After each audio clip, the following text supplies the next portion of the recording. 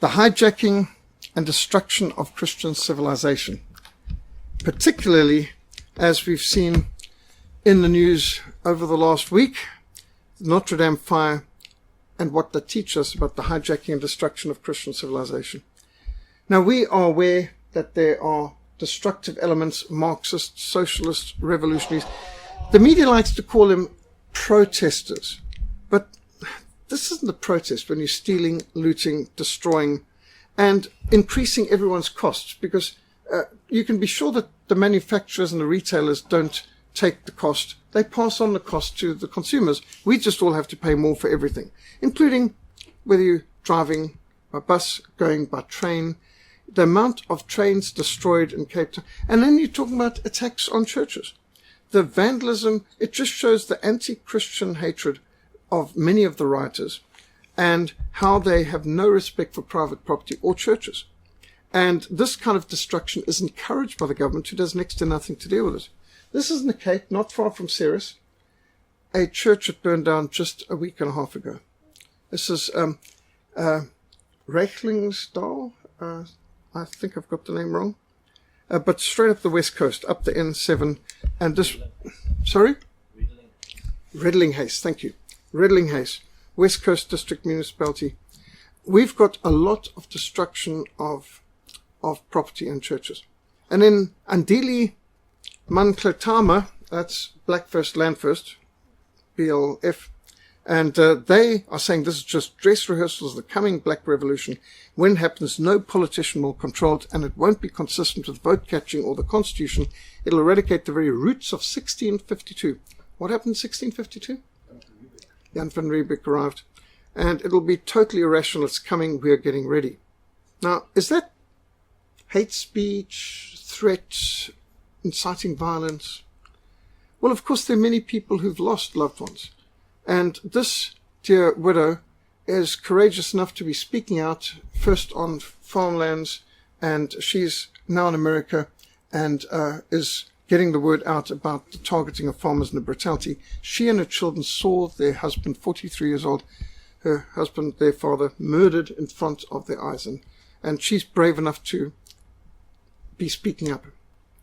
And we are trying to speak up with our newsletters and publications and these presentations on the web, but we're also trying to encourage people to know our history and to be prepared. Hence, the historical presentations and books, security and survival books, the different history provided, like Bulala, Stephen Mitford Goodson's materials and others. All of this is an important way of coping and countering what is coming our way. The churches are the center of our culture and our civilization, and they are targeted. This in America. This in China.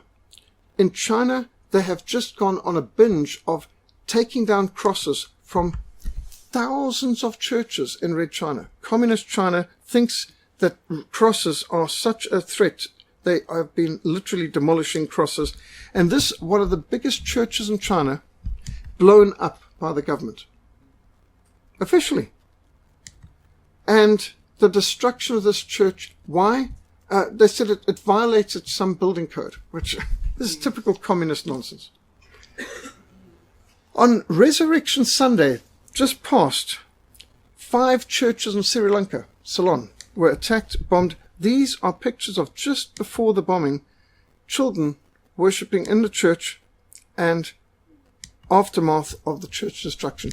Absolutely hideous and disgusting. At the moment, the death toll is over 300, and it's climbing because there's so many critically injured.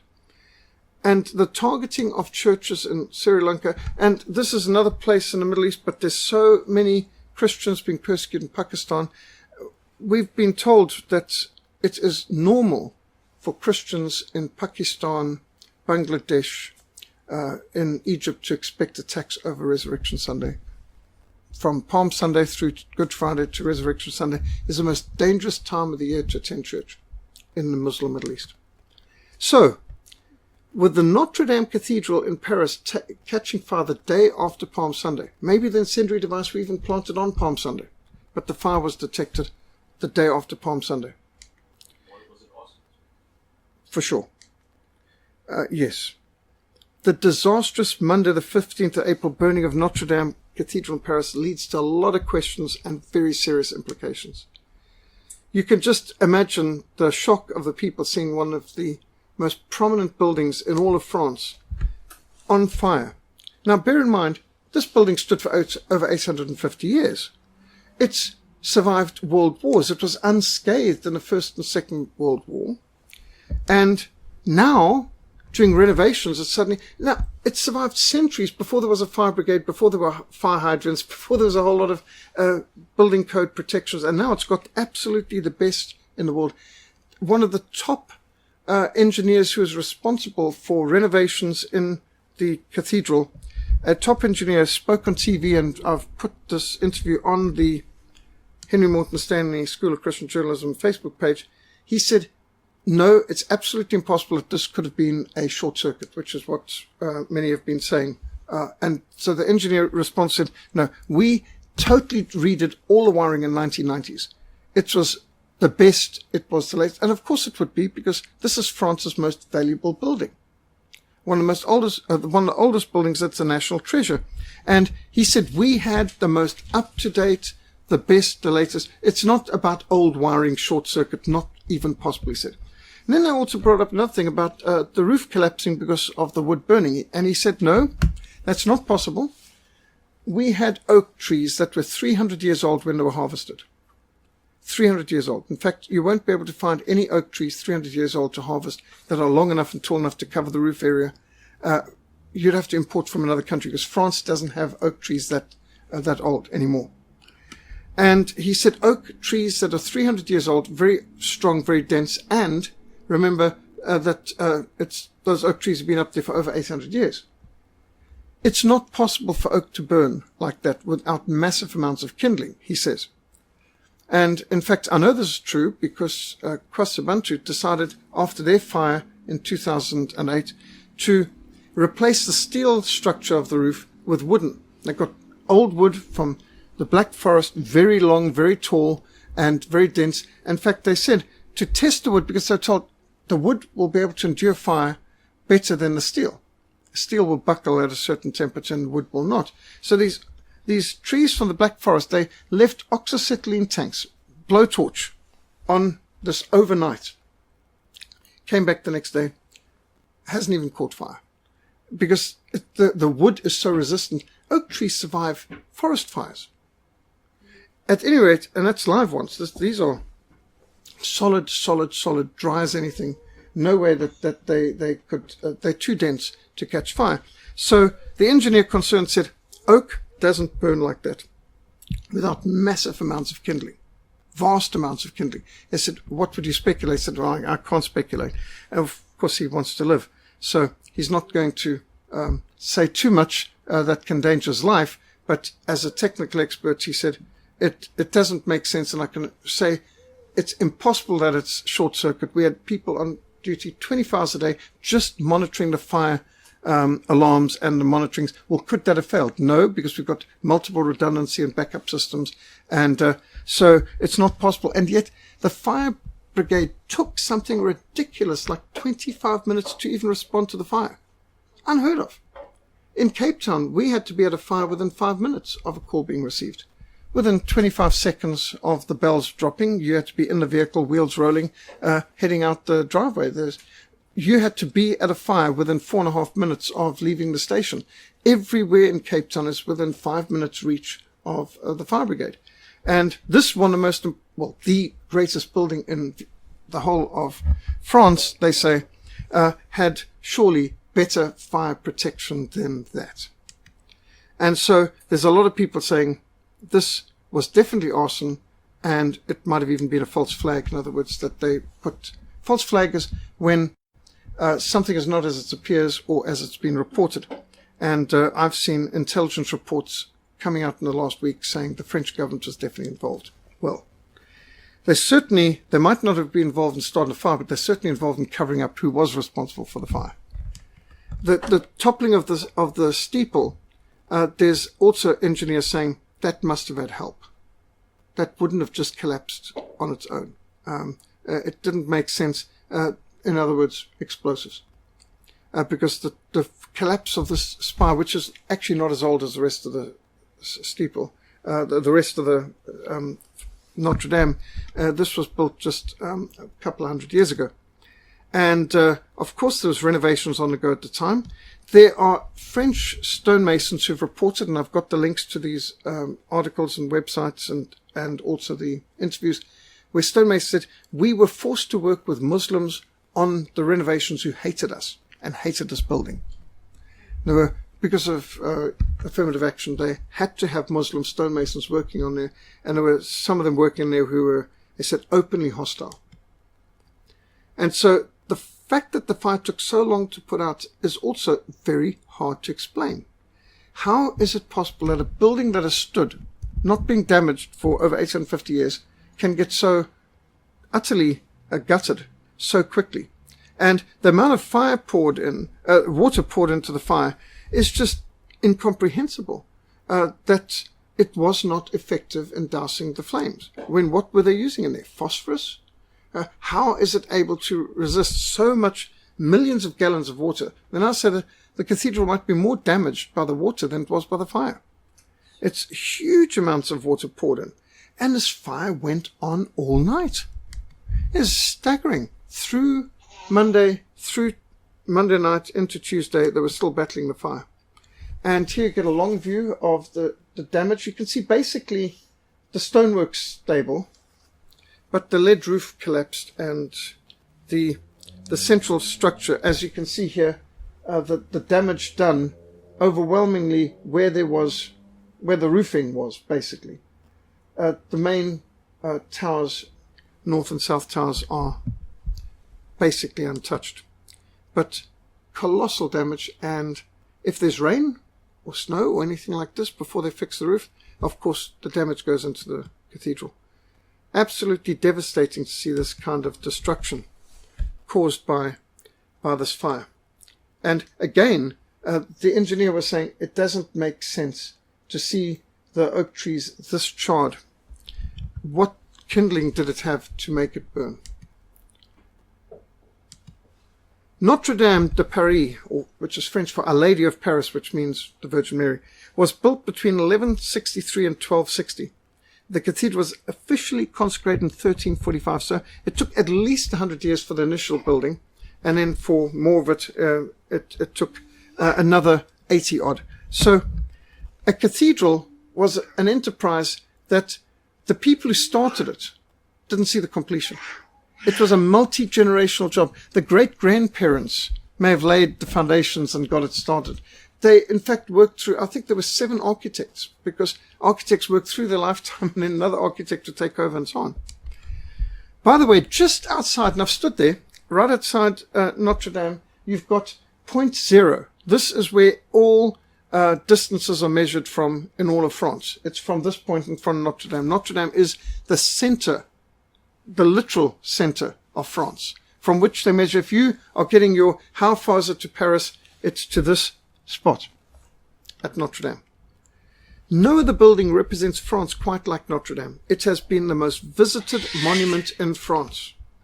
Notre Dame is without doubt the most famous Gothic building worldwide, with those flying buttresses, and it went higher and taller than any previous cathedrals because of those flying buttresses. The Church of Notre Dame received almost 13 million visitors every year. I saw one report that said they, in fact, topped 20 million in one year. I don't know about that.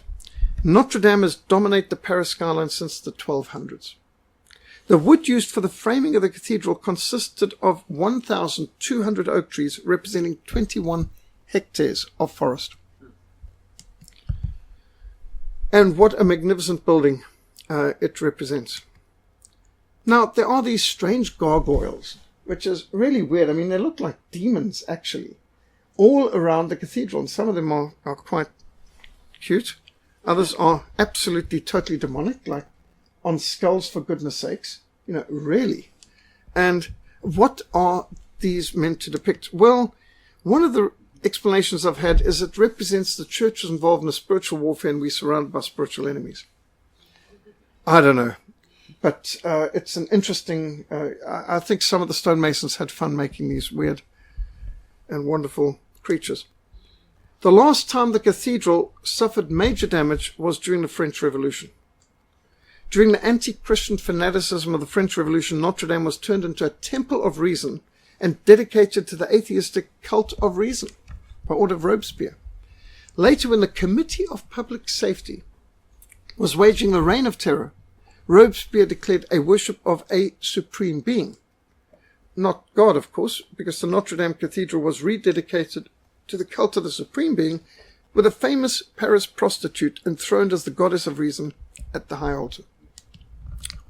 Charles Dickens gives us a pretty good insight into the anti-Christian hysteria and lawlessness of the French Revolution. Later, the French revolutionaries converted the cathedral into a storage warehouse. Obviously, the fun of desecrating this place of worship didn't last too long, and then it's just turned to a warehouse. They didn't even keep up with the cult of the worship of the supreme being that's not God. During the French Revolution, 28 statues of biblical kings located on the West Wall were beheaded. What on earth is going through people's minds when they've got to behead statues? But that just shows you the mentality of these revolutionaries. Then came Napoleon Bonaparte. And it was Napoleon Bonaparte who restored the cathedral to the Catholic Church in 1801. And in 1804, Napoleon was crowned emperor at the cathedral. Pope Pius VII handed Napoleon the crown, which the young conqueror of Europe then placed on his head. And then he crowned his Empress Josephine. And something happened after that, because, of course, Napoleon was the first emperor since Charles the Great, or Charlemagne, who was crowned on Christmas Day 800, to be called emperor in France. So, very interesting, but somehow since then, Notre Dame reverted back to the French government, although Napoleon had given it back to the church. So, interesting. I'm not sure when and how that happened.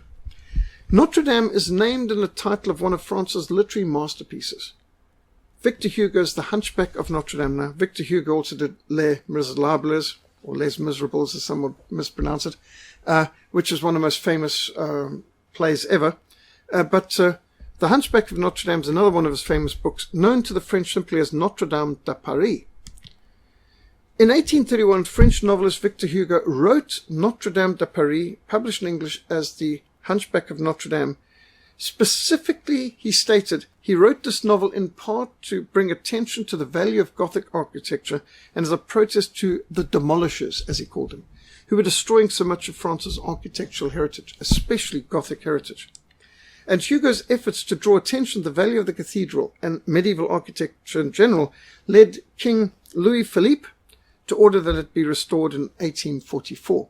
And the whole Greek tragedy of the Hunchback of Notre Dame book was primarily to serve as an attraction to people to get sucked into this multi-level love triangle and everything else and all tragedies, to basically highlight the importance of Notre Dame and to save Notre Dame from neglect. And in that, he was super successful. The cathedral's pipe organ dates back to the 18th century and is the largest pipe organ in France. It has 5 keyboards, 109 stops, 7,374 pipes, reportedly. Not that I've counted, I've seen it, but who on earth could count that many organ pipes? In the 1990s, the organ was restored at a cost of $2 million, and it took 40,000 man-hours to complete. This is the restoration, not the making of it, just the restoration of this organ. So, what a phenomenal pipe organ. As the people of Paris saw 8 centuries of priceless history, artifacts, oil and canvas paintings, architectural masterpieces, stonework and the rest going up in flames, many wept openly on the streets. Watching such an embodiment of the permanence of the nation burn and its spire collapse was profoundly shocking to every French person, maybe more so than the collapse of the World Trade Center was to the Americans. Many immediately speculated whether this could be an act of terrorism or deliberate arson, and the Paris prosecutor's office said it had opened an inquiry into the incident. However, President Macron, this man in the middle, and his government officials made an official statement while the firefighters were still battling to control the blaze that they had ruled out any possibility of it being deliberate arson or an act of terrorism. This seemed unprecedentedly premature to announce such an official verdict before any forensic investigation could even have been begun. Normally it takes days, even weeks, for fire brigade investigators to conclusively determine the cause of any fire. I've been on fire sites where we immediately suspected arson. You can think of one of the first fires I ever went to in Epping, and we could smell the petrol. I mean, this was an insurance fire. It was a Muslim-owned shoe factory. And one thing people were commenting as we were putting out the fire, which ended up being a 5-pump fire, which means 5 fire engines. We only had 2 at Epping, so we had to get help from Wynberg, help from Cape Town. It was a complicated fire. And it was so advanced when we got there, you don't normally need more than 2 fire trucks to put out any serious fire. And it took a long time, even though we were all convinced, everyone was convinced, this is an insurance fire, this is a arson attack, own goal, basically. And in the end, it turned out so, it was jail time for the people who did this. Fire brigade is not very happy about putting out fires that were deliberately started by the people who are collecting on the insurance.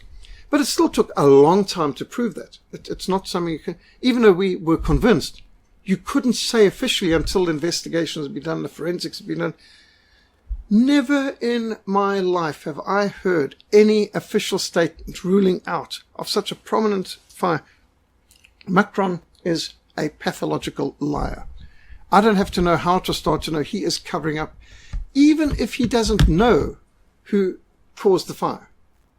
He is covering up for it. So whether this was a false flag operation done by the French to themselves, whether this is an insurance fire, whether it was done by secular, humanist, Marxist types in France, or whether it was done by Muslims, we don't know yet. I mean, evidence will have to be accumulated to find that out. But how can anybody rule out the possibility of arson and terrorism on a building that's been standing for 850 years, had the most advanced fire protection, fire warning systems, and all the rest of it there? And he rules out any possibility of it beforehand. So you may not know who started the fire, but you can tell who's lying to cover it up. Maybe he's afraid that people would oppose his EU multiculturalism, rebuild the Tower of Babel, Islam invasion, if it was found out that Muslim migrants actually had been responsible, for example. Not to say that this couldn't be done by some secularists at such a time to make it seem like Muslim terrorists might have done it. Jihadists may have, but I wouldn't be surprised some atheist Marxists did it too. And think of the backdrop. There's been a spate of vandalism and arson attacks on French churches. Here's just a French list published recently. Suspicions have been raised by the spate of arson attacks and vandalism directed against Christian churches throughout France.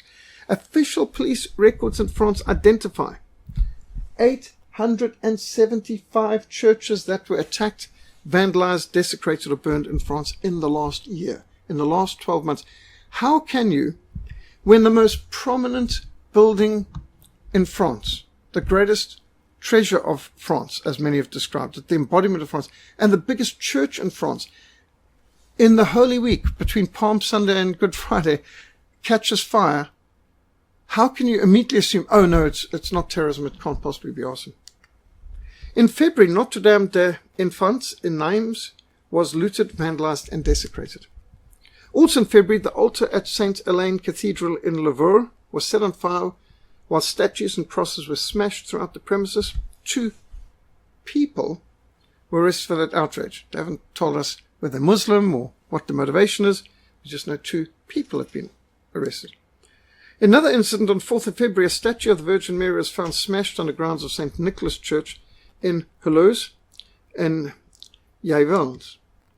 Just days later, the church of Notre Dame de Dijon was vandalized and desecrated.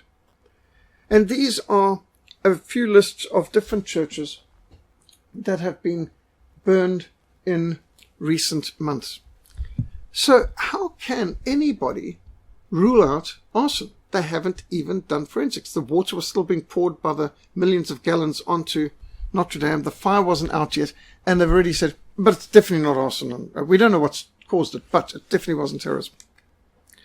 Here's a map of churches in France that have been burned, attacked, vandalized, or desecrated. But we know that Notre Dame was definitely not deliberate. Because if somebody was to say that Muslims, for example, did it, somebody would accuse them of being a racist. And Macron does not want to be called that. In fact, the average Frenchman, I'm told, would prefer to be raped or stabbed than called a racist. Romans 3:15-18 says, their feet are swift to shed blood, destruction and misery are in their ways, and the way of peace they have not known. There is no fear of God before their eyes. On 17th of March this year, 2019, just a month before, Paris's second largest church, St. Sulpice, burst into flame. With fire damaging the doors, the stained glass windows on the building's exterior, the police reported that the fire was caused by arson and arrested 2 people. Again, no specifications of what type of people. But it was arson. Fire brigade says so. Police say so. No doubt about it. That's the second biggest church in France, in Paris. And a month later, we know for sure it definitely wasn't arson that damaged Notre Dame. Now, Al Jazeera reports of 16th of April, while the fire was still burning, reported that Notre Dame was a church where crusaders were blessed before they had left for the Holy Land. So that makes it okay to laugh about the church being destroyed because crusaders were once blessed there.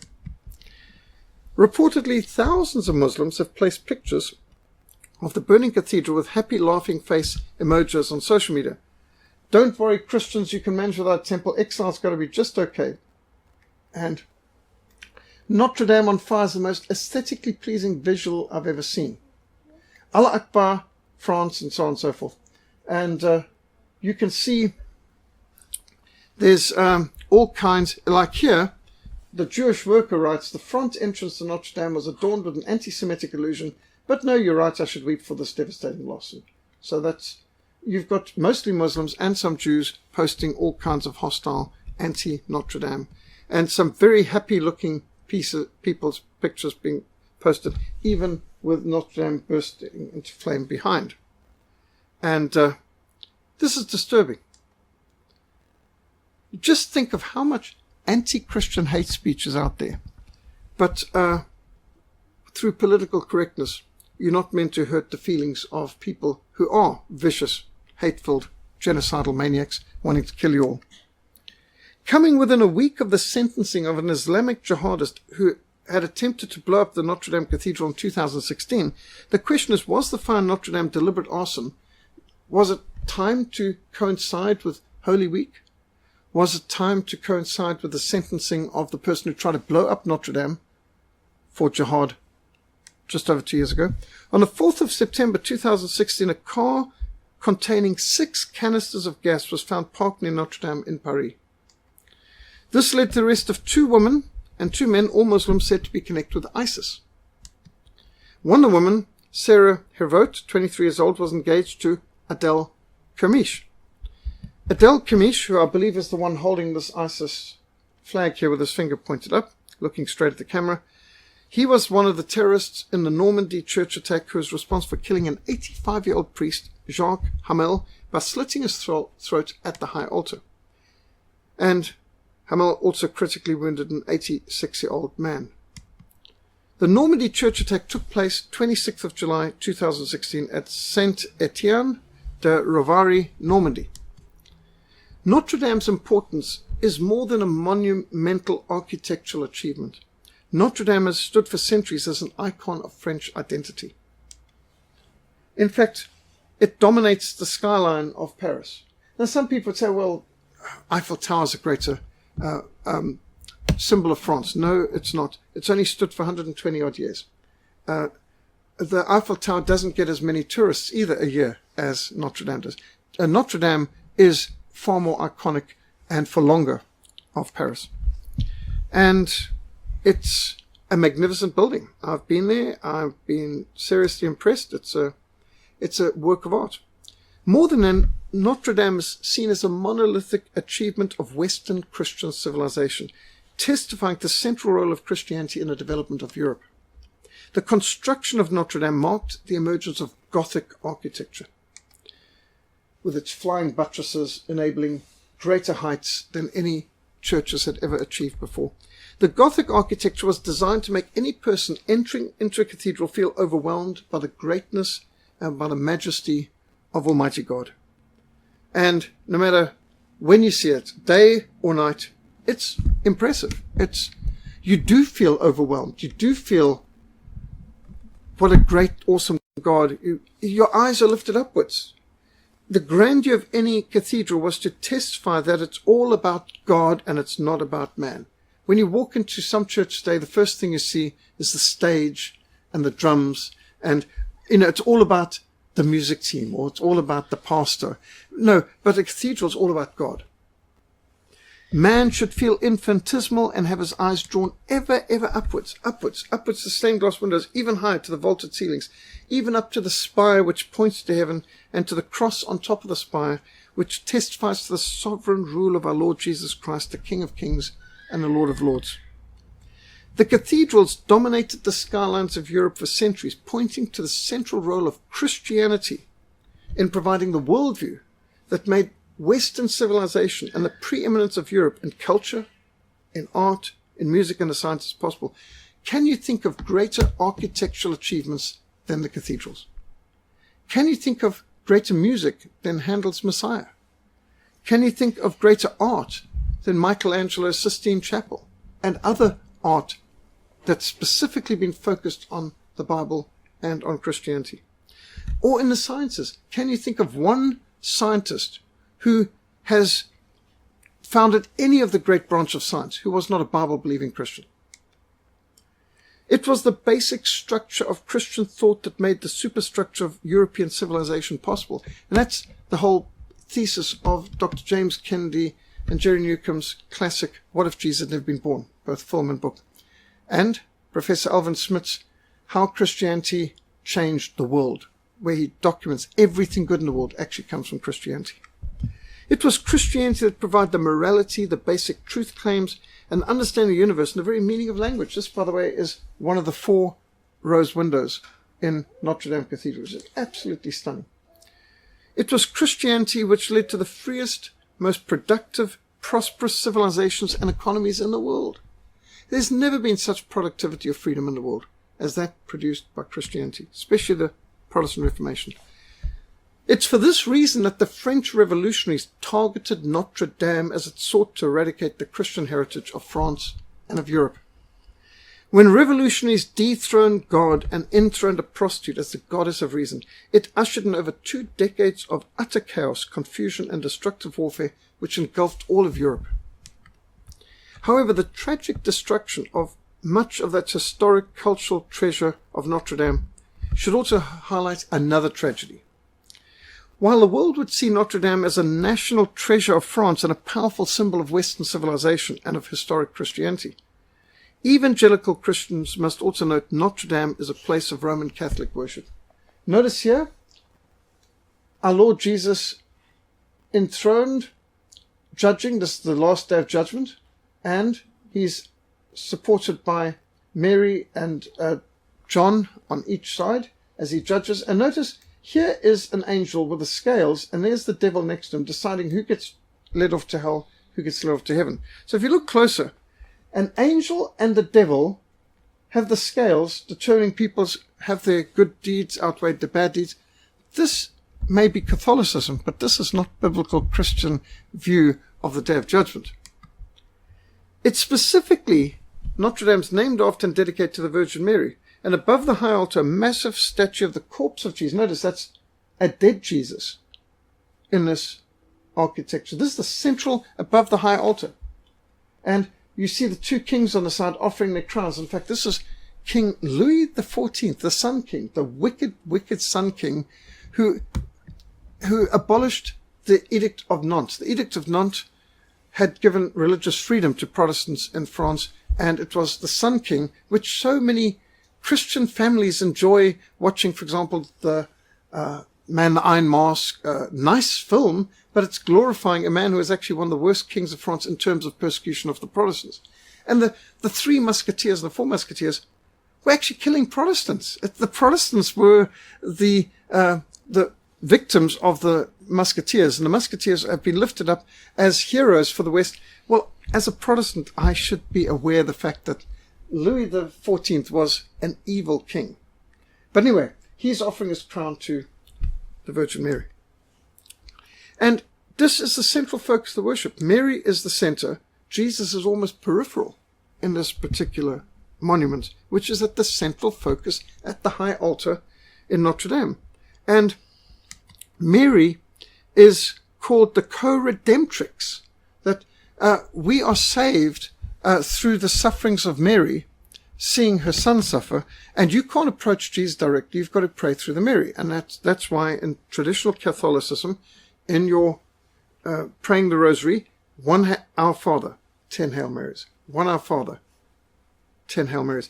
And I remember when I was at Catholic school, at Moritz Brothers and Christian Brothers, being taught by these brothers and so on, I remember wondering, is Mary 10 times more important than God? Why does she get 10 prayers for every one that the Father gets? It didn't seem right, but this is Catholicism. Now, much of the news media also focused on attention on saving what the custodians of the cathedral called the crown of thorns. The cathedral boasts numerous fake relics, such as what is said to be the crown of thorns worn by Christ, and people come and kiss the crown of thorns. You can only touch it with white gloves, of course, and they've also got a piece of wood that was meant to be part of his cross, and a nail that pierced Christ on the cross of Calvary. And of course, there's numerous crowns of thorns venerated in numerous Catholic churches, all claim to be the true crown of thorns. And there's many pieces of the true cross, so-called, venerated in numerous Catholic cathedrals and chapels. There's many nails that various Catholic churches claim to be the one of the three that actually pierced Christ on the cross. Martin Luther commented in his lifetime, there's enough nails from the true cross in Catholic churches being venerated to shoe all the horses in Saxony. So these kind of superstitious relics and these are not the treasures of the church. For 800 years, Roman Catholic priests have been lifting up a wafer and a chalice and worshipping these as the physical body and blood of Christ. Now that's idolatry. And it was also at Notre Dame, by the way, that Pope Pius X beatified Joan of Arc, France's most famous Catholic martyr, after a previous infallible pope had condemned her as a heretic and had her burned at the stake for that. So, what does this say to us about Catholicism? It's inherently self-contradictory. One infallible pope said she's a heretic and had her burned at the stake. Another infallible pope said she's a saint and should be venerated. Well, I think she is a wonderful heroine, but you can't say both popes are infallible if they both came out with opposite directions. Protestants do not mourn the loss of idols, nor can we condone any acts of terrorism or arson.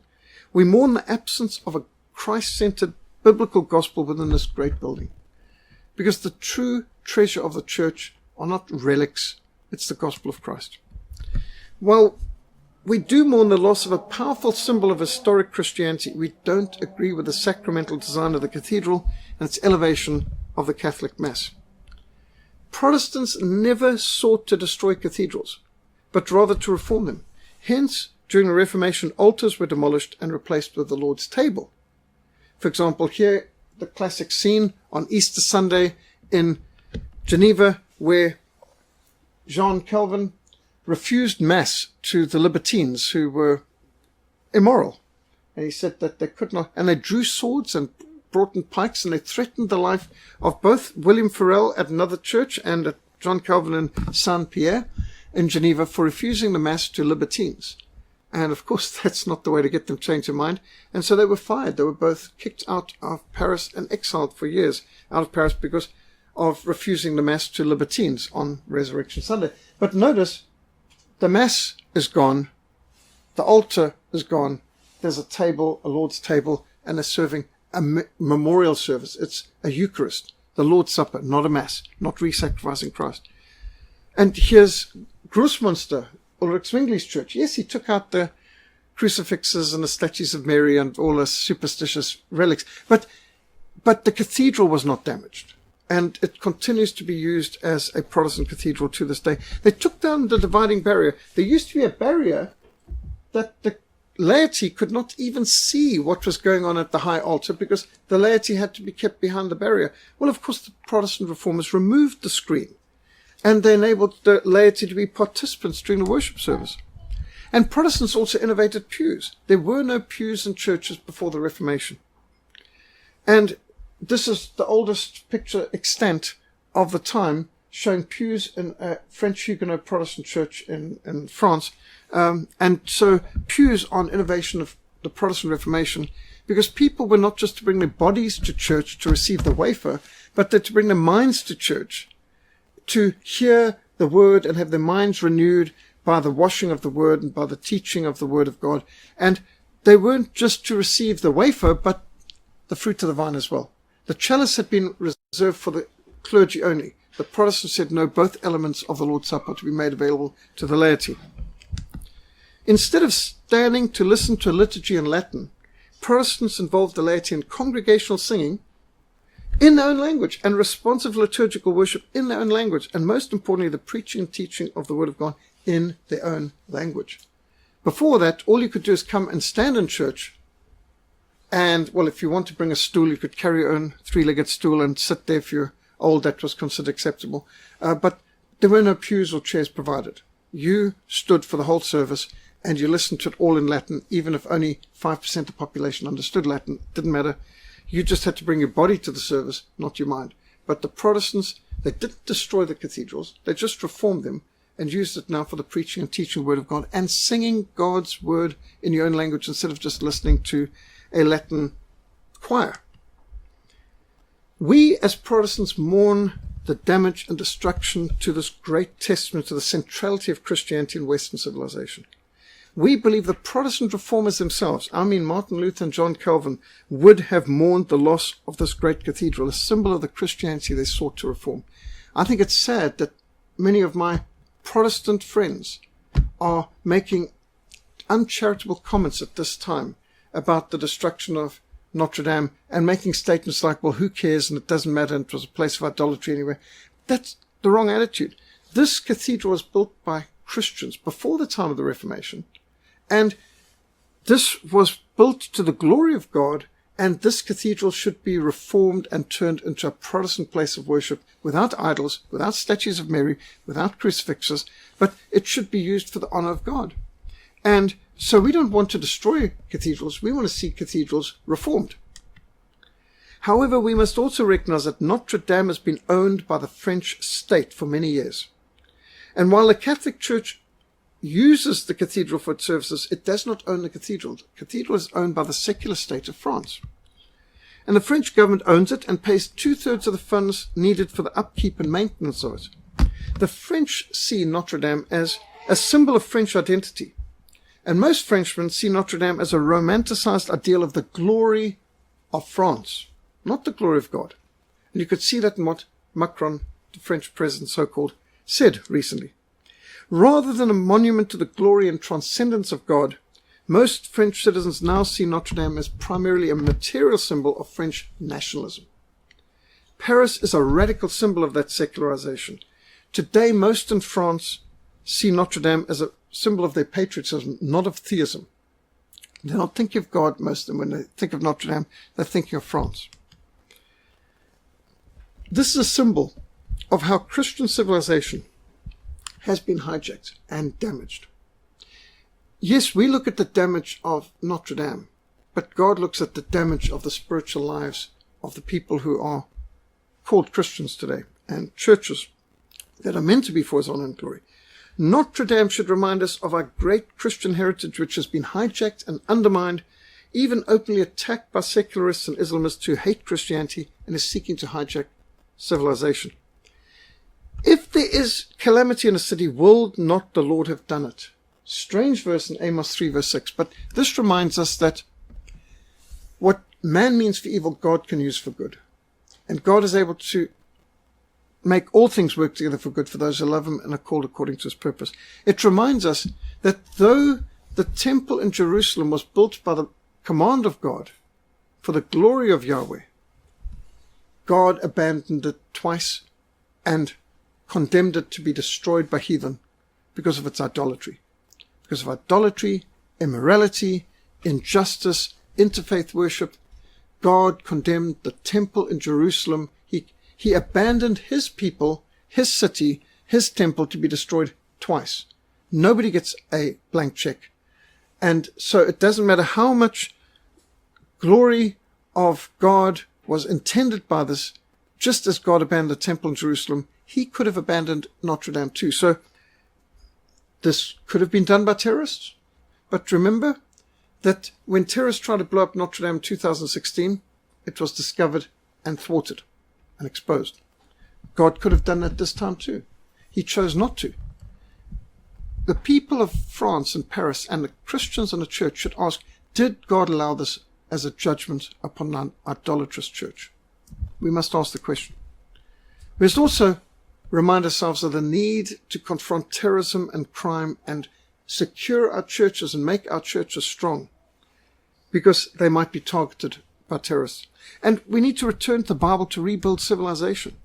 And we need to far more than rebuild the walls. We need to lay solid foundations to rebuild civilization on the Bible, applying Lordship of Christ to all areas of life. Doesn't this remind us of a time when Christians did things excellently to the glory of God? And our Christian civilization has left behind many remarkable monuments to a vibrant faith. I've been to Lindisfarne as well, Holy Island, just off England, just off the coast of England, where Vikings opened the Viking Age, 793 AD. And Lindisfarne, it's got magnificent ruins and church too. Iona, another island which was used by Columba for missionary outreaches throughout England. In the Middle Ages, you saw this explosion of building of cathedrals. And one of the questions is, why is it that almost all these cathedrals are built from the 10th century through to the 14th century? Well, Stephen Mitford Goodson, an economist who was once the director of the Southern Reserve Bank for 9 years, he wrote the book Inside the Southern Reserve Bank, Its Origins and Secrets Exposed, and A History of Central Banking and the Enslavement of Mankind. And in this book, History of Central Banking, he points out that during the Middle Ages, Christians had so much spare time. Christians were only working something in the region of 140 days a year, and they had 220 days holiday a year, because they had no usury bankers allowed. And so in the Middle Ages, with all their free time that they had, because they'd banished all these bankers who charged usury, you had these Christians able to devote so much more of their time, energy, and materials into building of these magnificent cathedrals to the glory of God, because they had more free time than any other society in the history of the world, because they weren't working most of their time to pay off some criminal banksters. Just think of the fact that in our country, if we want to buy petrol, more than 60% of what we're paying at the petrol pump is actually going to government in taxes and levies. And even a landlocked country like Botswana can sell their petrol at half the price that we on the coast have to sell it for, because of the, and it's not that they don't have taxes as well, but the amount of money that is being stolen by corruption, taxation, and inflation is such that we could say that most of all of our money goes to governments and bankers. Most. Vast majority. Means you're working more than 6 months of the year for the government and the bankers, and less than that for yourself and your family and your needs. So when you consider the very limited types of materials that they had available, the even secular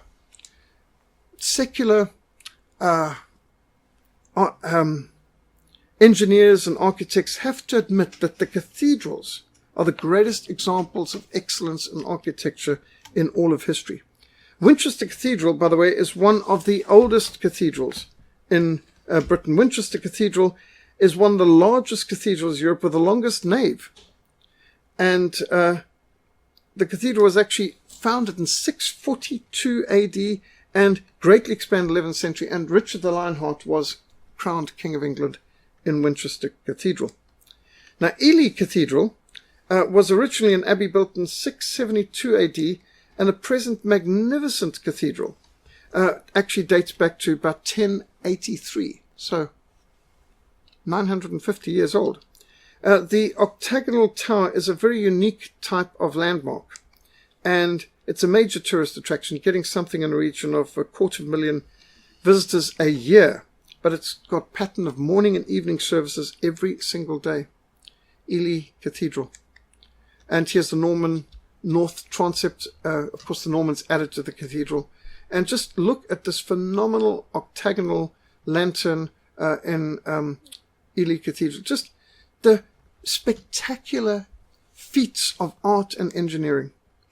And then Gloucestershire. This cathedral in Gloucestershire, quite remarkable. This is originally dates back to AD 678. So this is 7th century cathedral. And it was originally called the Cathedral of St. Peter and the Holy Trinity, and now called Gloucestershire Cathedral. Phenomenal nave. Just again, you see how they're able to go high and strengthen the ceiling. But of course, these are very thick pillars. This is dating back to 7th century, as opposed to the more advanced architecture, including the flying buttresses that you see in the Gothic style. Wells Cathedral, which I visited, is one of the first to have been built by the Saxons in England before the Norman invasion. So this goes back a very, very long way. And Wells Cathedral is absolutely phenomenal. It's one of the most amazing examples of Middle Ages architecture. And Wells Cathedral started in 1170. It's been described as the most poetic of all English cathedrals. And the church is surrounded with sculptures, magnificent stained glass windows. Now bear in mind, this was built during what the pagans called the Dark Ages. And I don't know what is dark about this. And at sunset, you can just see everything goes absolutely beautiful gold. Most amazing, magnificent architecture, sculptures, stonemasonry work. And at sunset, you'll get this. The whole church just glows. They made it of a yellow sandstone that literally glows as the sun sets. And they've got this amazing clock over here too, which I've seen operating too, and how it chimes the hours beautifully and how accurate the clock is. So long and tall and phenomenal in every way. Just lifting your eyes again towards heaven. When you think of the inspiration, the cathedrals are actually a challenge and a rebuke to all of us, to an age of prefabs and rentals, because these were generations who sacrificed and they labored to build magnificent houses of worship to God for the benefit of future generations, because the people who started these buildings knew that they'd never get to worship in it. They were building for future generations. And by the way, this is stained glass window from the Dark Ages. You can see the phenomenal structure, the building. And look at the vaulted ceilings. And this is Wells Cathedral, stained glass windows, built in the Dark Ages.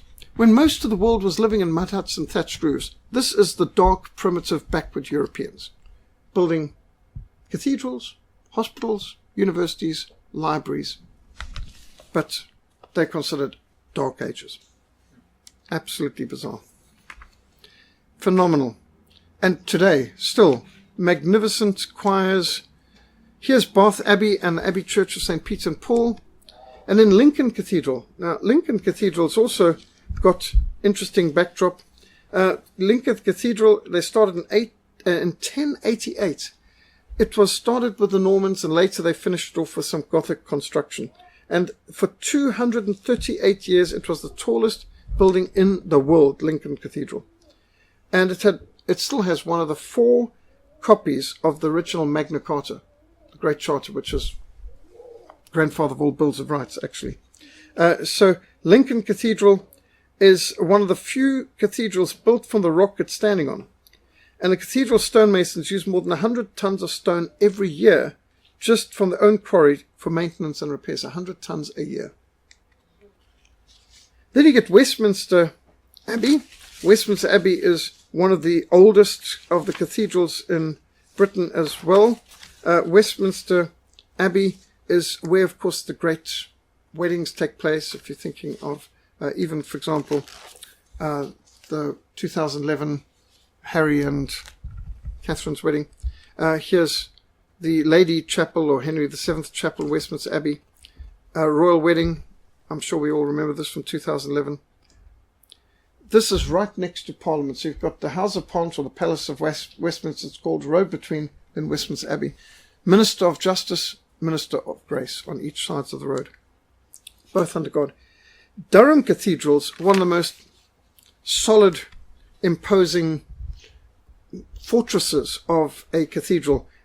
Durham Cathedral dates back to 995, and in fact, when William the Conqueror came to England, he didn't bother to invade Durham County.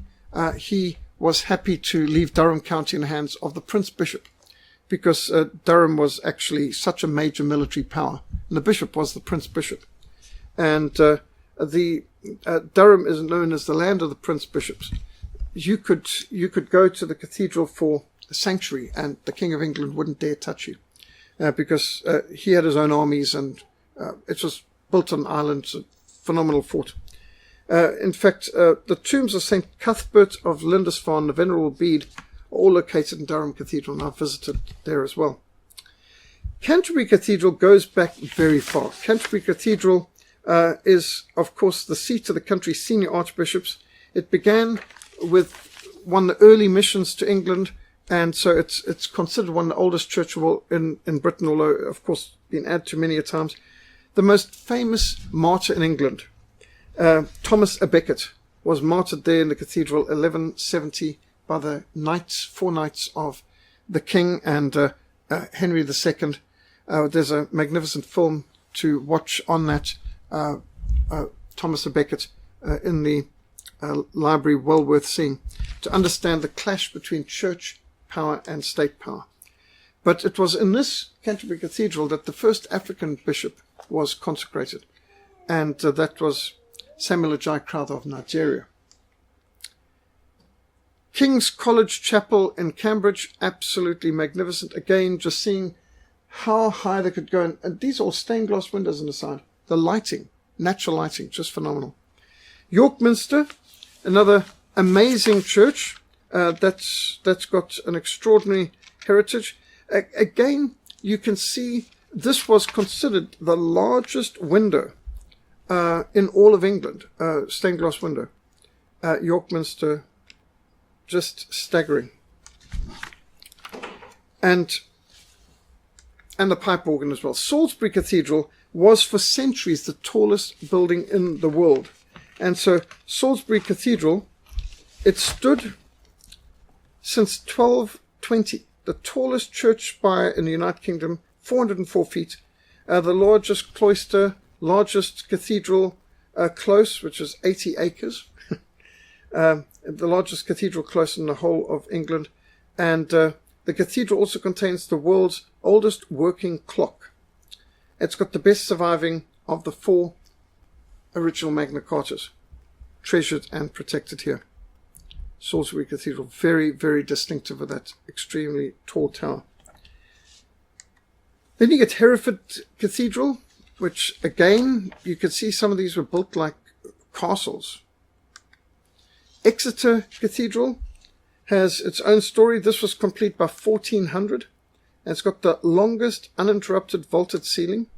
And it's also got an astronomical clock, one of the most famous and oldest astronomical clocks in all of the world, dating from 1484, and it still works.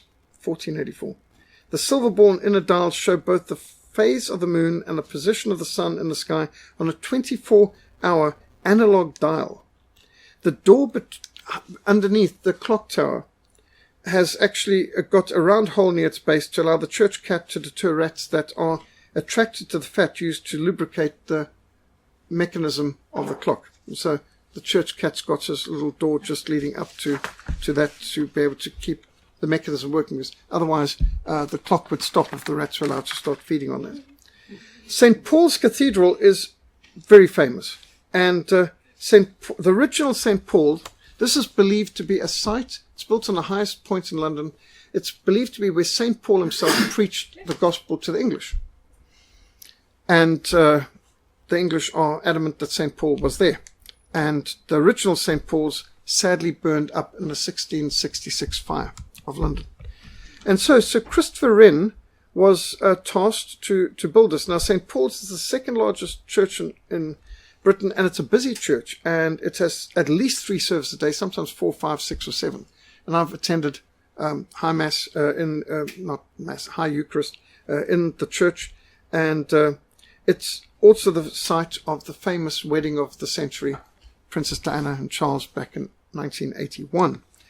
St. Paul's Cathedral was built by Christopher Wren, and Christopher Wren said consecrated work requires consecrated workers.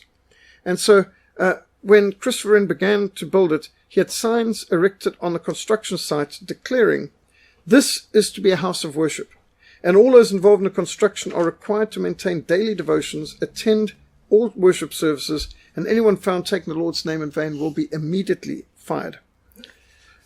And so, quite right, this is an incredible cathedral. You might have noticed it not just for the wedding of Princess Diana and Charles, but also for the funeral of Margaret Thatcher, where her extraordinary granddaughter gave that excellent reading from Ephesians 6. Well, this is built with white stone, just quite remarkable. It's a Baroque masterpiece, and it took 35 years to build in white Portland stone.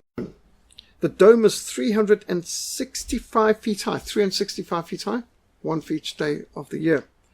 And it was the tallest building in London until 1952. Just extraordinary. To attend a service here, I was there for an evening prayer, and they've got different choirs of Britain that come and sing every night of the year. Such a great privilege for any choir to sing in St. Paul's. And the energy put into it. Now, this is a Protestant cathedral. All the cathedrals I'm showing in Britain are all Protestant cathedrals. Just evidence that Protestants don't destroy cathedrals. Protestants reform cathedrals, used for the preaching of the gospel. So, this great cathedral here, which has the most phenomenal acoustics, and I've, by the way, been onto the roof as well, which you can do, and on top of the roof you can see all kinds of detail, which, why would they have done that? Because before the age of helicopters and aircraft, you couldn't even see what was on the roof. But the workers built with an understanding that God and angels can see. So they didn't just make what people could see from the ground. They made things perfectly, even what could not be seen by people. It's only recently anyone's been allowed to go on the roof, actually. And so just everything about it, excellence, excellence, excellence. This is where the choirs sing, for example. All of this in a Protestant cathedral built by Protestants. This wasn't a Catholic cathedral taken over by Protestants. Protestants built it in 1666 when England had gone through the Reformation. And many of those building these cathedrals found inspiration from the prophet Haggai. The prophet Haggai challenged the people of his time, "Is it time for you yourselves to dwell in your paralleled houses and your panelled houses, but this temple of God to lie in ruins? Now therefore thus says the Lord of hosts, consider your ways." Consider your ways. You have sown much, but you bring in little. You eat, but you don't have enough. You drink, but you're not filled with drink. You clothe yourselves, but no one is warm. You earn wages, but you earn your wages, put them in a bag with holes. Thus says the Lord of hosts, consider your ways. That's Haggai 1. And verses like this were preached as people were beginning to rebuild or build these temples.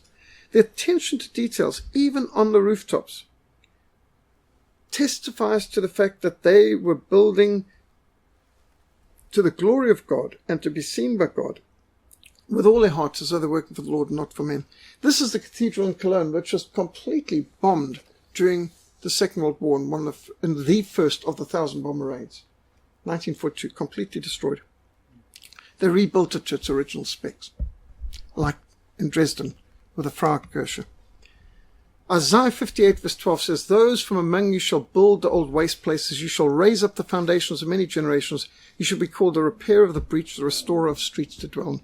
So while people are talking about Notre Dame, what a wonderful opportunity for us to talk about revival and economics and work ethic and Christian art and architecture. The Coalition on Revival is calling people back to the Bible for Reformation and revival. We've got a conference coming up in Cape Town a month from now, 24th of May. And this is meant to lay foundations and preparation for the Coalition Revival's International Christian Church Project. The International Christian Church Project is seeking to have a Reformation 500 Church Council in Zurich, 15th to 20th of July this year, to make a bold stand for biblical standards in a time of compromise, confusion, and, dare we say it, apostasy. There's a lot of controversies that are confronting us. And so the International Church Council Project is to call people back to the Word of God. After that, we'll have our next Life Chain. First Sunday in October, always, at the entrance to the waterfront by Burtoncrook Street. Then we've got, next year, we'll start with the Biblical Worldview Summit. Biblical Worldview Summit 2020. We need 2020 vision. We need 2020 Biblical Worldview vision. And so, when we look at the cathedrals, this tells us of people who had a biblical worldview, who were building with excellence. And this is an excellent example for us to call people back to every book of the Bible, back to those victorious Christians who changed the world, those heroes of the faith, and to call people back to home education, because the people who built these were actually products of home education, from Christopher Wren onwards. It's spiritual warfare. So, in our mission, making disciples, teaching obedience, seeking to win Africa for Christ, I think that this opportunity now of people talking about Notre Dame, was it arson? Was it deliberate? Is it terrorism? Well, these are all good questions to ask people to consider. But how much more important, why were the cathedrals built? Who built the cathedrals? How did they build them so well, to have lasted so well? Why do we build such shoddy workmanship that falls apart so easily? What's the matter with the work ethic today? And why is it that some people hate the cathedrals? There are thousands of cathedrals in Europe, and they testify to an age when people had more free time, and they used it for the glory of God. It should get us to reevaluate our banking systems. It should get us to reevaluate our economics, our work ethic. So there's so many things that can come out of a discussion about Notre Dame. And this is an important event in history. Just like the coming down of the Berlin Wall was a good event, this is an evil one. But what man means for evil, God can use for good. So, comments, questions? I'd like to ask two questions, really. These magnificent cathedrals we've seen drop off the church attendance in England. How full are they? I mean, what is the church attendance, or is it mainly tourists? Well, not only. When I went to St. Paul's, and I've been there on a number of occasions, although I only managed to attend a worship service once and go through a full prayer book service, which it was well attended, actually. And this was this wasn't a Sunday. I was there on a normal weeknight, and there was good attendance. Now, I think many might have been tourists, but beautiful choir, English choir. A lot of the people around are plainly English. But St. Paul's is the main parish church of London. You'd expect the attendance there to be good. Attendance doesn't seem to be bad at all. Not there. Of course, Northern Ireland, phenomenally good attendance. Switzerland, it's not bad either. So, while churches in Europe are in trouble, in fact, you just see some of these places where it looks like they're hemmed in by all the other buildings, but still, the churches, it probably had greens around at one time, but a lot of the churches encroached on with the high densification of many of these cities. But nevertheless, what I think I see is churches that are vibrantly run and preach the gospel faithfully are well attended. Those where they are just going through the motions of liberalism, the people disappear in droves, and they're speaking mostly to empty pews. So I think that a lot of it has to do with, are they faithfully preaching the gospel or not? I think there's some very dynamic churches in England, and that's been proven by Spurgeon's Tabernacle, Martin Lloyd-Jones's work, which is continuing, actually, by his successors. So there are some well-attended churches in London. Interestingly enough, the one demonstration I held I took part in London outside Palace of Westminster, several thousand English people arrived there to complain about their so-called hate speech bill, which was going to infringe on free speech. All the pastors organizing it were Africans. There was a Nigerian, an Angolan, and a Congolese pastor, and when I identified myself from Africa, they said, you know, these English people don't understand how many freedoms they've already lost and what they, and so people from Africa they were running some huge congregations in London. I'm told that the largest congregation in London is run by a Nigerian. So in many cases, London now, English people are minority in London, just under the minority, under the majority. So, it would seem in many cases in England, it could be even foreigners who are making up some of the congregations. But when I went to St. Paul's, it looked like it was a very English congregation there. But that's Church of England.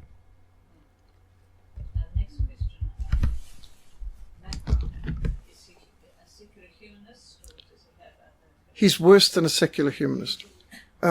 My information from people from France who admittedly are National Front supporters and nationalists and loathe Macron, they describe him as an occultist, a Satanist, a pedophile, a satanic worshipping member of the New World Order, all the rest of it. So I know people in France, and I wouldn't know if these things are true, but people in France that I know regard him as epitome of evil. It's possible, but I wouldn't know that. One thing that's very noticeable is the leaders of Europe at this moment, Western Europe, are all childless. Childless. They might be married, but they don't have children. Merkel of Germany, May of England, Macron of France, 3 M's, and then also the leaders of Scotland and Ireland and several others, I'm told, are also childless. We've got a whole spate of childless leaders in Europe, as though they have no investment in the future beyond their own life. So that's very disturbing. When people don't have children or grandchildren, I don't know, can you trust them leading great countries in Europe? Their whole heritage. Macron made a statement, which I hope he will be taken up on, that of course we will rebuild Notre Dame, but we'd have to recognize that that France is now a secular state and a state with much diversity, and so the rebuilding will have to acknowledge that. Well, of course, restoring Notre Dame is not the same thing as redesigning it, and redesigns always suffer. It's we want a restoration, not a redesign. I'd like to see a reformation, but that we need country. Well, what do they mean by redesign? Maybe make it look like a mosque. I don't know. What do they have in mind? But in fact, I've really seen some people coming out with some weird crystal type of spire, and honestly, no. You don't want to have modern art messing with Gothic classical art. It's so people don't come from around the world to this to see modern art. They can go to the Louvre for that. This is meant to be representing 12th and 13th century architecture. But I can see why humanists hate this, because this is a testimony to, well, Christianity, of course, but a higher standard than they want. I just need to make sure of some. You said there are 5 keyboards, so do 5 people play at the same time, or do they choose which one they want to use when they play? I don't know how that works. That's a good question for a musical person to ask. I would be surprised they got 5 organists playing simultaneously. That's not impossible. Just like you could have an orchestra. So this would be an orchestra of people working on an organ. Is that possible? To have a multiplicity of organists at the same time? Imagine composing a song with 5 organists. People like Mozart were geniuses. So it's quite possible. The people who built this, they built for a more complicated age. And only the best was good enough for God. So, yes, why would you need an organ that big? When we think, we're sometimes happy with a keyboard. But the point is, you can't walk into a church like this, a cathedral like this, and not feel small. It really lifts your eyes to a greater age, a greater time. And also, when you go into a church like this, they've literally got in a crypt the graves of many famous, great people, just like in Westminster Abbey, everyone from David Livingstone to Charles Dickens. You go into Schloss Kirche, Luther's buried there, and so is Melanchthon and so on. So you realize I'm part of the church militant on earth, and I'm united with the church triumphant in heaven. And you have a great sense of history because you move in and you realize, I didn't build this church. In fact, my grandparents weren't even around when it was built. When you move into a cathedral like this, it makes you feel more part of history and eternity. And isn't that a wonderful thing to do, to remind ourselves? Whereas if we go into, for example, I know many churches have to do this, but you're just meeting in a school classroom or in some clubhouse of the Scouts or the Girl Guides, that's your venue. You can't possibly get the same impression. Imagine for most of history, thousands of Christians through many generations worshipped in churches and cathedrals like this. Can you imagine how their view of God is so much higher? And also the kind of music they'd sing. You don't go into that to do some hip-hop. You've got to be, you need the great hymns of the faith. And it's cathedrals like this that were designed for so much of Bach's music. He designed his music to be sung in churches, just like Handel designed his music to be sung in city halls. So again, you take that and you put that into a prefab, the venue doesn't fit the music or the worship. And also when you went to a church like that, you would dress in your best. You wouldn't just walk in. Even now, even before last week, no woman was allowed in Notre Dame who wasn't having her shoulders and arms covered. They're warned, you've got to be properly dressed and so on. No flash photography allowed. Men can't go in shorts and sandals. And there's a dress code, even for the tourists to go in. France has a dress code. I mean, who would have known? So, but at Notre Dame, in a venue like that, it's not acceptable for you to come at this venue not dressed to a certain standard, even. So, that's good for us. It's good for us to sometimes be overwhelmed with the grandeur and the greatness of God and realize that we in and of ourselves are a very small part of a great church and a great family and a great heritage. And it stretches you. And just like when you start to climb Table Mountain, you are stretched. You know, this is big, this is tall, this is huge. I'm very small, and I think Calvin on his watch, which marks it, said it's 65,000 steps that he took on the hike that we took up Table Mountain and down. I knew it was several thousand steps. I didn't know how many, but he's got one of these tracker watches. So he did 65,000 steps on that one hike. Again, that's a picture of your discipleship, a mountain. God is like a mountain. These cathedrals are the greatest buildings ever produced in history, and they are an epitome of a Christian culture that had high standards in ours and our day has. And so this is not only inspiring, it's also a rebuke. It's instructional. And if we can get that message out, we will have accomplished something great at a time like this. Relating to that, similar design is that most of them, and that's the question, why do they have a long, narrow Okay. Well, that's super practical because first and foremost, you've got to fit a lot of people in. And they wanted all cathedrals pointed towards Jerusalem, actually. So they design it so that depending where you are, when you're standing in a church and you're looking towards the altar, you're facing towards Jerusalem. That's one of the interesting things. And then, of course, the cross side. So it's always built in a cross form, all cathedrals. And they're always pointed with the altar, so the main congregation is facing towards Jerusalem as the way they've positioned it. So that is meant to be true with all cathedrals. The other thing about it is that you've got to fit a lot of people in. So the one section, you need a long piece of the cross and a short piece of the cross. So your main nave is the main body of the congregation, but then you've got the wings to the side, where if you've been to St. George's Cathedral singing of Handel's Messiah, for example, you've got the people in the side wings. It's shorter because that's the arms of the cross. And then above the altar, you've got the choir and bishop and all that. So it had a purpose. And also, when they originally designed cathedrals, they thought of the temple.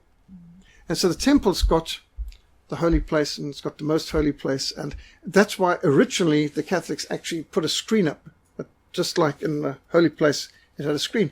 But the Reformers point out, but that's not valid, because when Jesus died, the veil of the temple was split in two, from top to bottom. There now was access into the most holy place through the blood of Jesus. So Protestant cathedrals took away the screens and now let people take part in what was going on in the holy place, so to speak. So it's got echoes of the temple, and it's also but shows a New Testament version that it's gone further. So just as the temple, to approach God, the liturgy is meant to show this, that there's got to be washing, there's the lathe of water, there's the sacrificial altar, then there's the candlesticks, and there's the showbread. So you've got, from Jesus being the light of the world, the living water, the bread of life, the Lamb of God who takes away the sins of the world. Every aspect of a cathedral is pointing to Christ, or it should. That's why I'm offended when I see in Notre Dame they have Mary at the center and Jesus depicted as dead. That's just shocking architecture, and stonework, I should say. In that case, it's a bad message that's going out there. And it's things like that had the Protestant reformers kicking out the idols. Just explain the emptiness of the cross. Well, yes. Again, that's something so important for the Protestants, is that we didn't have crucifixes. Although some Lutherans and others were happy to still have a crucifix, but most Reformed Christians, especially the Zwingli, Calvin, Knox followers, empty cross, because our Lord is no longer on the cross. He's risen. He died once for all, never to be repeated. And so in our churches, to have a open or an empty cross is Protestant. To have a crucifix looks Catholic. And we've got a real reticence against any kind of crucifix coming in. I remember at school, Catholic school, we always had the crucifix up front, and in each classroom right in the front. And it bothers me when I go to the hospital too. Vincent Plotty often will see a crucifix too. I prefer a open cross. I mean, that's Protestant. When you say crucifix, you mean actually the body? Where it's got a replication of the Lord's suffering body still nailed to the cross.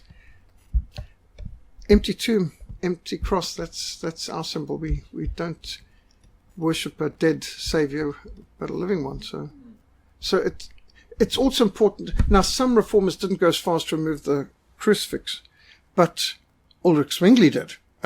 And Calvin, they wouldn't let a crucifix be in their churches, cathedrals. Those went out. That was an idol to be destroyed in their mind. I would not want a crucifix in our mission house either. And now we've got some from the shipment last time. No, we found some in these boxes. Did we have some Catholic friends come to pick those up? I mean, what can we do with this? Well, we got shafars here too at one point, and we've gotten some interesting things coming, some shipments, but, well, that's the point. For some people, these things may have more meaning, but as a Protestant, to us, it's a Bible, an empty cross.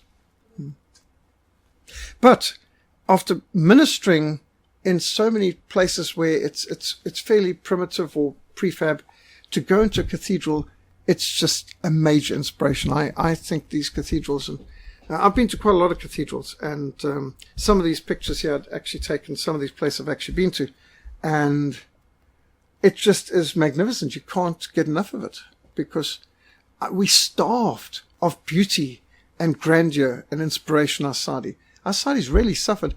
Even the fact that we go and worship in normal buildings instead of beautiful stone churches with stained glass windows, I think we lose so much. It's hard to have the same.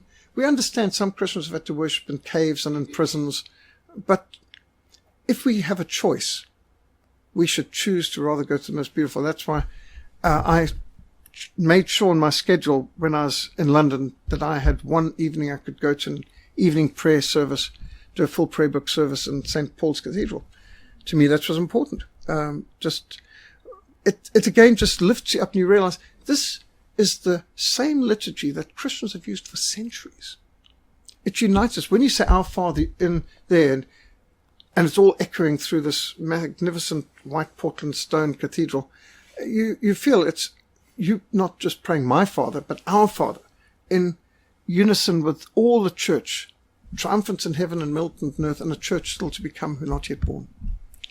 It's a very humbling, exhilarating experience to be in a cathedral like that in a worship service, and also to be in a church. In fact, I've had that, be in a cathedral where you've got more than 1,000 people singing, "Oh, for 1,000 tongues to sing." Now, we've sung "Oh, for 1,000 tongues" when there's a couple of dozen of us, maybe 100 sometimes in a camp, but to have over 1,000 people sing "Oh, for 1,000 tongues" in a cathedral is, you go out there empowered. Now, I don't know how many people even would understand what we're talking about when I speak about this, but look at this beautiful church in Russia that was taken away from the church by the communists, turned into a warehouse, restored. And even poor churches that are hemmed in by society, and yet it can still be a light. And what can you say when you see churches like this?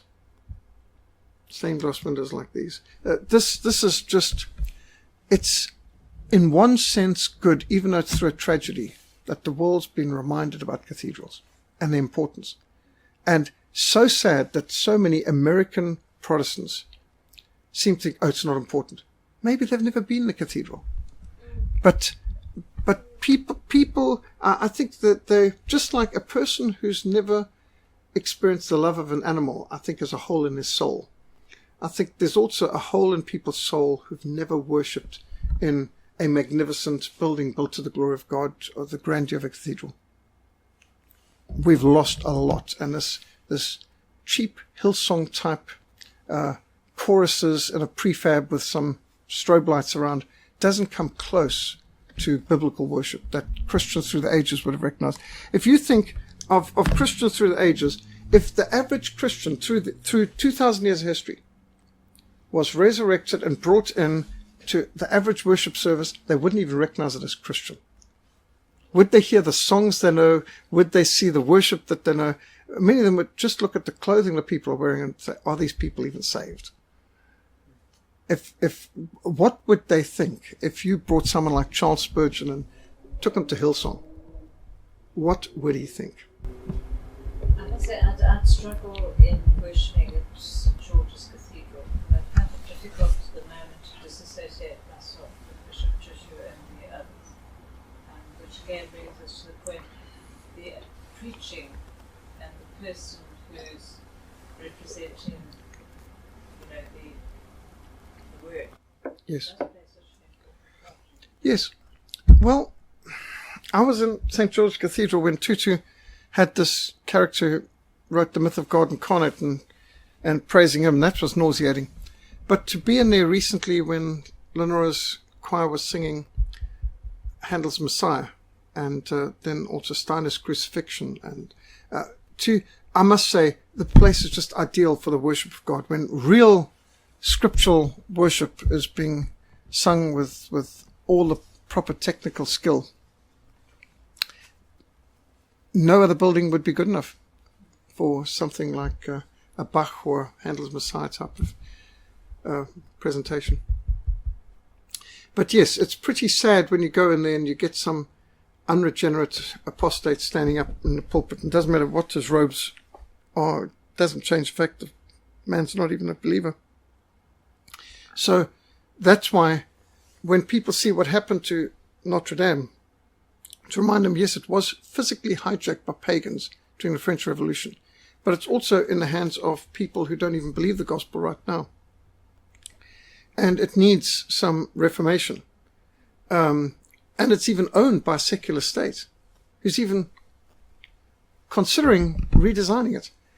All of that should get people thinking, what have we lost? But I just am disappointed that there's American Protestants who don't see that, and who seem to think, well, it's totally unimportant, doesn't matter to me, that's a piece of Catholic nonsense. No, Notre Dame shouldn't belong to the Catholic Church or to the French government. It should belong to God, and should be held in trust and stewardship by people who love God. Is there something they can do actually to help it now? Is there something they can do to get it out of the Catholic hands? Yes. If the French people turn to God, if there's a great movement of God in Paris, it's possible. Daniela? There was just a lot of people saying they were how a lot of people there's a lot of money going towards restoring it, and they're like, oh, there's a lot of people who do have a lot of money, they can fix all these other problems. Why are they doing that? But they're willing to fix the cathedral. Well, first thing to realize is we've got two commands that deal with economics. One is you shall not steal, and the other is you shall not covet. It's not for me I may think that I can use other people's money that they've worked for better than they can, but it's not for me to either covet or steal it, or vote for a political party or steal it for me. So, yes, if I had access to the kind of funds some other people have, like Bill Gates, for example, well, I'd have other priorities, but I wouldn't be pushing big pharma, population control, and the UN like he is doing. Well, obviously, but it's not mine to talk about. When Mary came and poured valuable, expensive perfume on Jesus' feet, anointed his feet, who was it to rebuke her? Judas. Why was this perfume not sold and the money given to the poor? John's gospel adds, Judas was not concerned about the poor. Judas was in charge of money bags, and Judas was the thief. I mean, that's what John's gospel adds in commentary.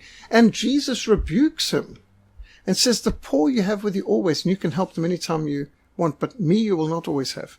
What she's done is a beautiful thing.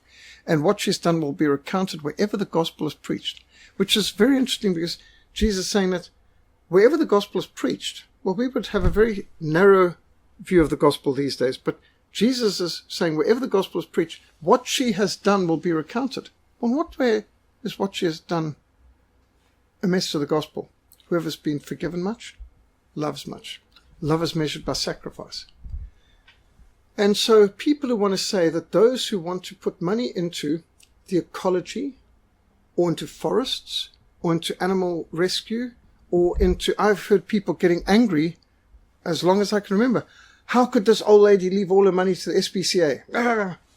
Well, it's her money, and she can, if she wants it, the SPCA needs it. And what's wrong with caring for animals in need?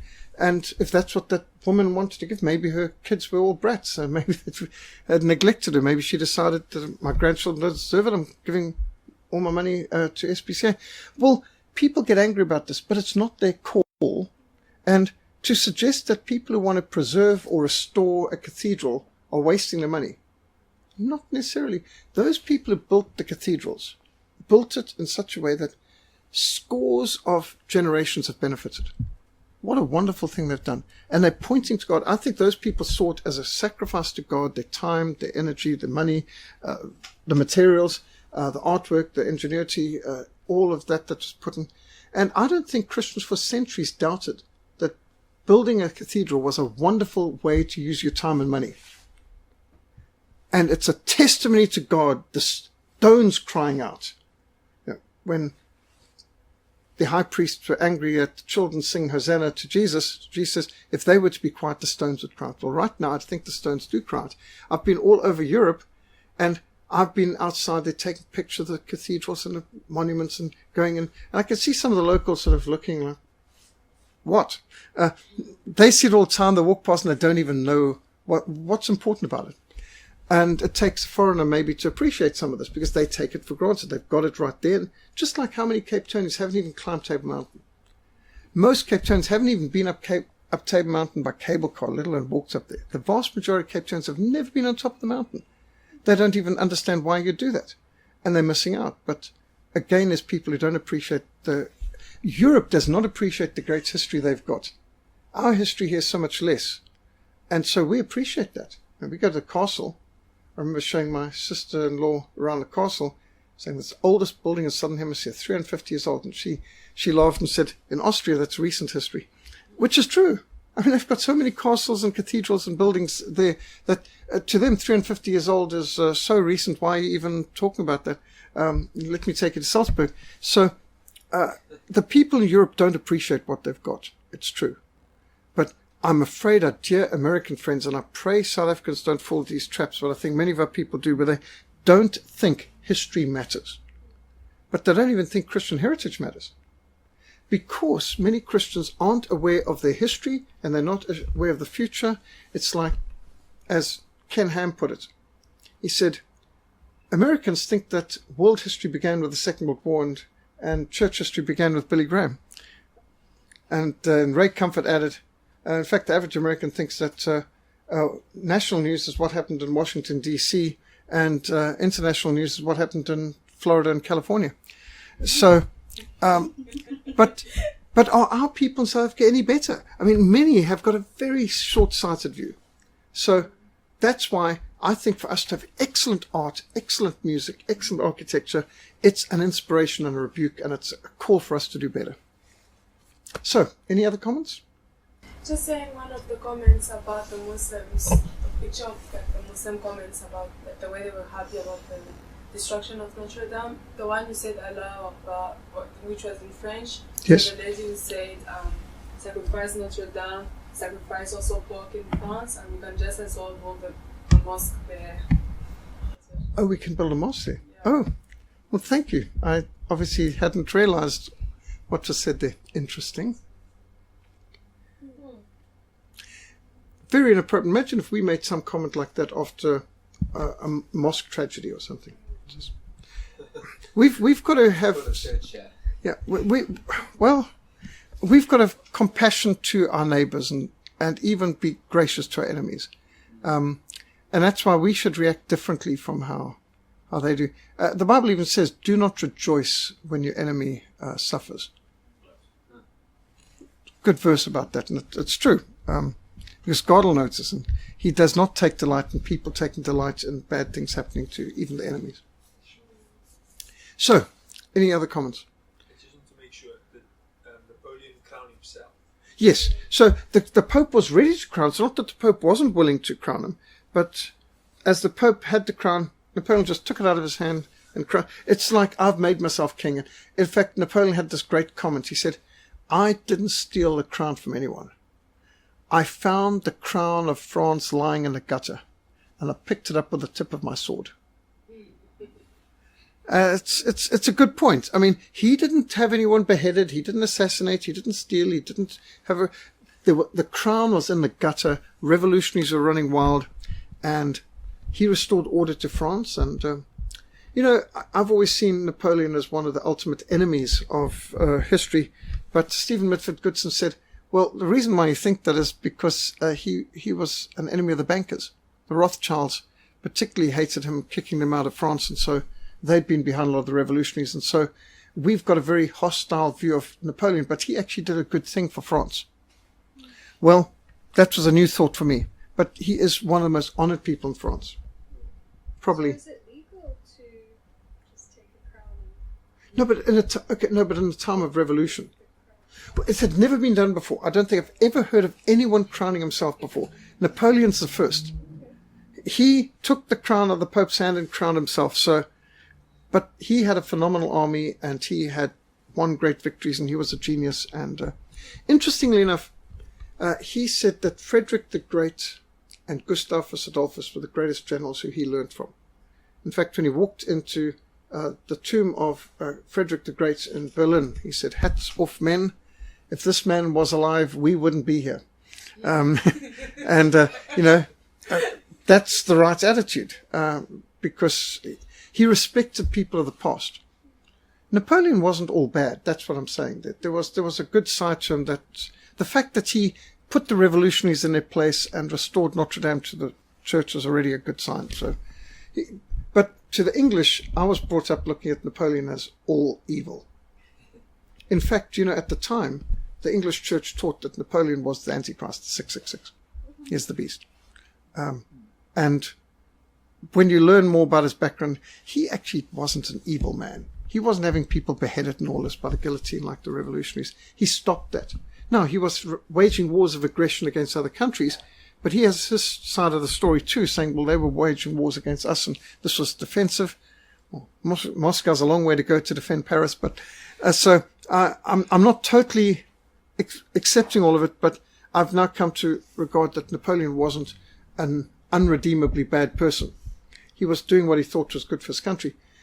What's more interesting, and you can see it in some of our books here, what Napoleon said of Jesus Christ when he was on St. Helena Island, where he was exiled by the British. And he said, "I know men, and Jesus Christ was no man."